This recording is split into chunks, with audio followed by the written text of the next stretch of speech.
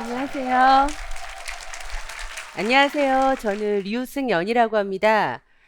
작가이자 칼럼니스트이고 현직 발달장애인의 엄마이기도 해요. 저는 과거에 신문사 정치부 기자로 열심히 취재하면서 살고 있었는데요. 그래서 쌍둥이를 임신해요. 그래서 조산을 합니다. 딸은 먼저 잘 나와요. 그런데 아들이 뒤따라 나오지 못하고 있다가 1시간 늦게 나오게 되면서 뇌 손상을 입어서 이제 발달 장애가 왔을 것이라고 추측만 하고 있어요. 아직까지 발달 장애 원인은 잘 규명은 되지 않고 있는 현실이거든요. 24시간 돌봄이 계속 필요하다 보니까 기자 생활을 관두게 돼요. 그리고 열심히 엄마로 살다 보니까 이런저런 많은 일들을 겪게 되더란 말입니다. 그러니까 이 안에 이렇게 해주고 싶은 얘기가 너무 많아요. 그래서 이 세상을 향해서 제 아들에 대해서 알려드리고 싶어서 책을 쓰게 되어요. 그 책이 사양합니다 동네 바보형이라는 말이란 책인데 혹시 들어본 적 있으세요? 네. 이 책이 혹시 올해 영화로 만들어진 것도 아시나요? 그녀에게라는 제목의 영화로 만들어져서 이 영화의 주연 배우셨던 김재화 배우님이 영화 평론가 협회상에서 이번에 여우주연상을 받으셨어요. 많이 시청해 주시면 감사할 것 같습니다. 자, 여러분, 제가요. 저 그냥 열심히 일하면서 사는 평범한 사람이었거든요. 근데 어느 날 자녀를 낳았는데 자녀 중 한 명이 발달 장애인이 됐잖아요.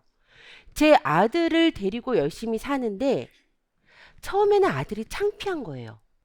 왜 창피하냐면 아들은 딸하고는 다른 소리와 다른 행동을 보이더라고요. 제 아들은 왜 기분이 좋을 때 아까까까까까까 왜 손을 꼭 이러면서 아갸갸갸라고 하죠? 그리고 말을 하는데 우리 딸은 열심히 말을 하고 있으면 우리 아들은 아꾸찌 아꾸찌 조이싸 조이싸 이런 이야기를 해요. 그리고 위로 막 깡충깡충 뛰어요. 제자리 뛰기를 해요. 근데 그러면서 동시에 머리를 양옆으로 흔들어요. 사람들의 시선이 꽂히잖아요. 그래서 아들이 그런 행동을 할 때마다 아들의 입을 얼른 막고 아들의 손을 딱 잡고 막 데리고 집으로 들어갔어요. 그러던 중에 어느 날은 지하철을 탔는데 한 청년을 보게 됩니다. 그 청년은 혼자서 지하철 타고 가는데 발달장애가 있었던 거예요. 우, 우, 우. 그 청년의 주위에는 아무도 없어요. 옆에 빈자리가 있는데 아무도 안 앉아요. 그런 모습들을 보면서 이제 궁금해지기 시작하는 거예요. 왜 아들은 이런 낯선 행동을 하지? 왜 저 청년은 그러지? 그러면서 열심히 공부하다 보니까 어느 한 가지 사실을 알게 돼요. 발달 장애가 있는 사람들의 반복되는 행동 패턴을 상동행동이라고 하는데 거기에는 여러 가지 기능이 있지만 그 중에 하나인 자기 자극설에 저는 관심이 딱 꽂히더라고요. 이게 뭐냐면 자기 자신에게 자극을 주는 거래요. 여러분 우영우 보셨죠? 우영우 귀에다가 뭐 꽂고 다녀요? 헤드셋. 왜 꽂고 다니죠? 소리를 차단하기 위해서. 왜 소리를 차단해요? 우리는 다 그냥 다니는데. 모두가 그런 건 아니지만 많은 발달 장애인들이 감각을 처리하는 이 기능들이 굉장히 과도하게 예민하거나 또는 굉장히 둔화돼 있거나 하다는 게 이거를 이제 알려지게 된 거예요. 우리는 그냥 이렇게 진공 청소기 이렇게 집에서 돌리는데 누군가에게는 그 진공 청소기가 비행기 소리처럼 다가올 수도 있는 거고. 근데 우리는 그냥 이렇게 사람들 보면은 지금 옆에 분들 제 얼굴 잘 보이시죠? 그런데 누군가에게는 내가 눈으로 시각을 바라보는 정보가 하나의 얼굴이 보이는 게 아니라 온갖 수백 개의 모공들이 이 정보들을 다 내가 가져간다고 생각을 해봐요. 얼마나 힘들겠어요. 자, 저기서 제가 유튜브를 하나 보게 돼요. 캐나다에 사는 칼리라는 여성이 있는데 자폐성 장애가 있대요.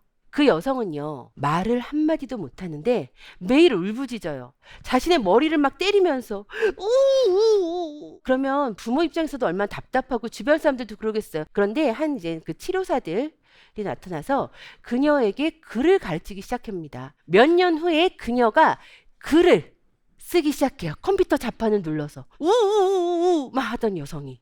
그런데 그녀가 나타내는 그 글 쏟아내는 이야기가 우리 모두를 소름 돋게 했던 거예요. 뭐라고 하냐면요. 칼리는 마트나 사람 많은 곳을 가면은 엄청나게 많은 시각자극, 청각자극, 후각. 이 모든 정보들이 우리는 감히 상상하지도 못할 정도로 막 밀려 들어온다는 거예요. 그렇게 되면 어떻게 돼요? 내 뇌가 이것들을 다 처리를 해야 되는데 제대로 돌아갈 수 있겠어요? 그러니까 칼리가 얘기해요. 나의 뇌는 마치 흔들어서 터지기 일보 직전에 콜라와 같다. 그럼 나는 내 머리가 터지지 않게 하기 위해서 어떻게 해야 돼요? 터지지 마, 터지지 마. 괜찮아, 괜찮아. 그러니까 우리는 보면서 옆에서 말도 안 하고 맨날 이렇게 울부짖기만 해. 사람이야? 아니면 야 짐승이야? 이렇게 봤던 그 행동들이 알고 보니까 괴로워, 괜찮아, 나 너무 불안해, 자기 스스로를 달래고 있던 행동이었던 거예요. 이 사실을 알고 나니까 이제 지하철 안에서의 그 청년이 다른 시각으로 보이게 되는 거예요. 괜찮아, 5정거장 남았어. 발달 장애가 있는 사람들의 어떠한 특성의 하나를 알게 되자 발달 장애가 있는 사람에 대한 이해까지로 이렇게 제 인식이 확장이 되더라고요. 그리고 결국엔 그 사람을 이해할 수 있게 되더라고요. 제가 그러고 나서부터 저희 아들이 창피해졌을까요? 아니죠. 제 아들 영상 잠깐 한번 봐보실래요? 제 아들이에요. 어때요? 즐거워하지 않나요? 저 때는 좀 이렇게 즐거워서 나오는 행동들이긴 한데, 자, 여러분, 지금 발달 장애인은 감각의 어떤 부분으로 인해서 그런 불안이 쭉 올라올 때 이걸 진정시키기 위해서 자기 자극을 주느라고 상동행동이라는 걸 할 수 있다라고 얘기를 했어요. 우리는 한 번도 우리의 감각이라는 걸 신경 써본 적이 없는데 대체 이런 게 어떤 건지 우리 잠깐만 비슷하게라도 한번 경험해 보도록 할까요? 여러분, 이거는요, 제가 시소감각통합연구소의 지석연 소장님이라는 분한테 배운 거예요. 우리 한번, 자, 양 주먹 앞으로. 이 상황에서 한쪽 손을 쫙 펴서 밖으로, 다른 손은 주먹, 가슴에다 대고 주먹. 자, 이 상황에서 번갈아 가면서 갑니다. 밖으로 나갈 때 손바닥, 안으로 주먹. 하나, 둘, 하나, 둘. 다 잘하시네요. 자, 그러면서 반드시 옆 사람하고 인사 한번 해보셔야 돼요. 안녕하세요. 네.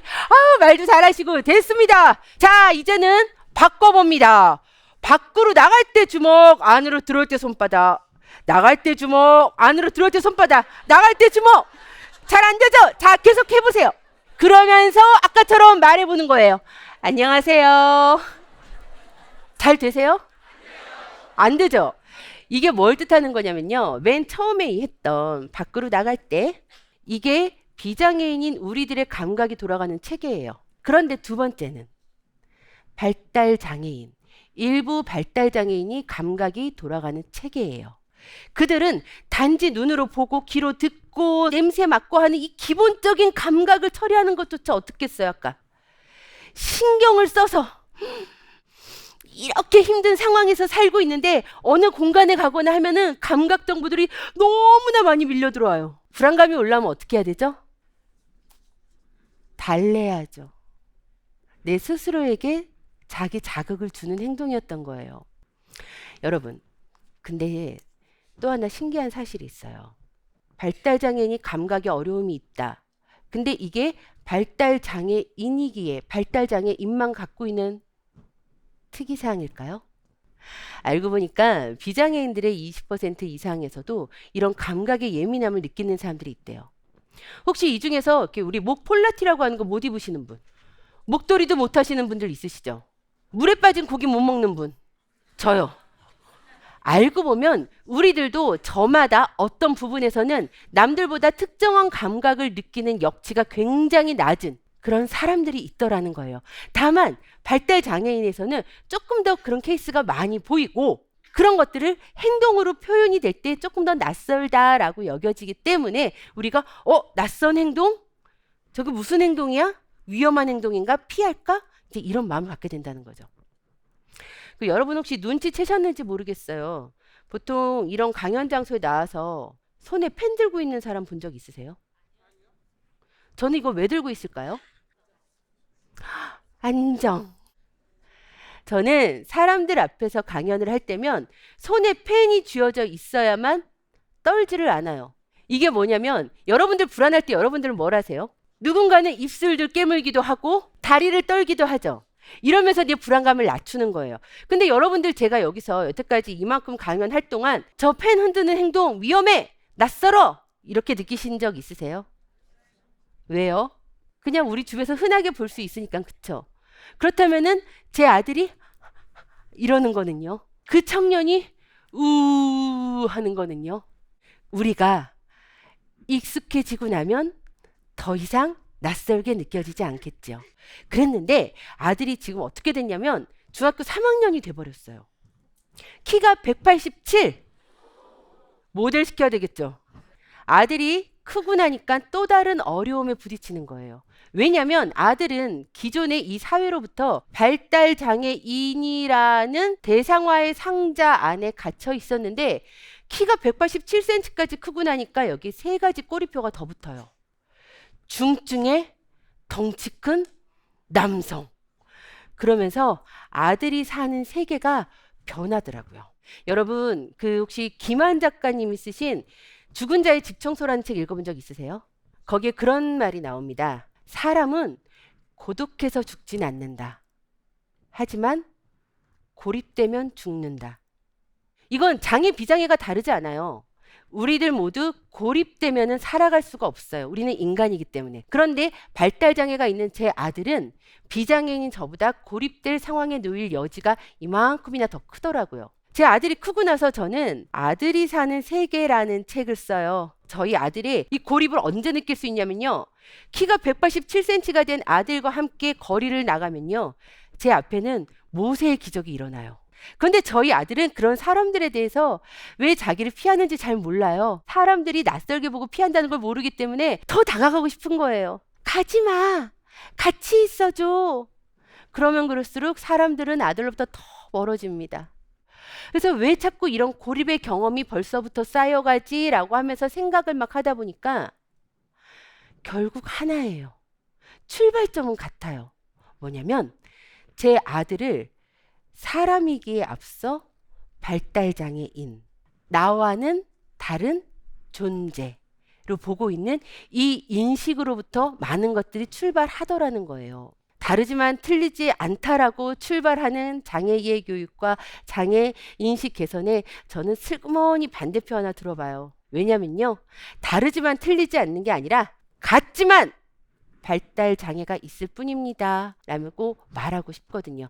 같은 것부터 시작을 해야 합니다. 왜냐하면 정말 똑같거든요. 우리가 다르다를 먼저 시작했을 때 어떤 일이 일어나는지 제가 한 가지 예를 들어 드릴게요. 1968년 마틴 루서 킹이 살해당한 다음 날이에요. 미국의 한 초등학교 교사였던 제인 엘리엇이라는 분이 큰 결심을 하고 학교에 가요. 그는 초등학교 한 3학년 정도 되는 작은 학생들의 선생님이었어요. 그녀의 학교가 있는 그 마을은 미국의 한 작은 마을이었는데요. 백인들만 사는 마을이었어요. 그래서 이 학생들은 태어나서 흑인을 한 번도 본 적이 없어요. 여러분들 발달장애인 많이 보고 사세요?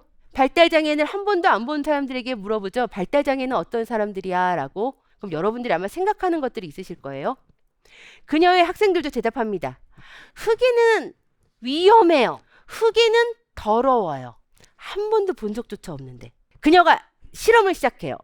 거기는 미국이잖아요. 푸른색 눈을 가진 사람도 있고 갈색 눈을 가진 사람도 있어요. 여러분 알고 보니까 푸른 눈이 갈색 눈보다 우월해요. 그리고 푸른 눈에게 더 많은 보상이 이루어집니다. 너는 푸른 눈이기 때문에 식당에 가서 먼저 밥 먹어도 돼. 쉬는 시간에 먼저 나가서 놀아도 돼. 너는 갈색 눈이니까 그 다음에. 이 사회 안에서 무엇이 생겨나게요? 차별. 어제까지 바로 같이 놀던 친구들이었는데 이제 더 이상 푸른 눈들은 갈색 눈을 껴주질 않아요. 그리고 어제까지는 굉장히 공부를 못하던 학생이 있었는데 오늘 우월하다라는 칭찬을 받으니까 갑자기 어제까지 못하던 더하기 2를 오늘 막 다 막 해내는 거예요. 그렇게 하루가 지나고 다음 날이 돼요. 엘리엇이 말해요. 얘들아 미안해. 알고 보니까 갈색 눈이 우월해. 와 하면서 갈색 눈 아이들이 발을 구르고 박수를 칩니다. 푸른 눈은 순식간에 침울해져요. 아이들은요 어제 당했던 거 되돌려 주는 것처럼 더 악랄해져요.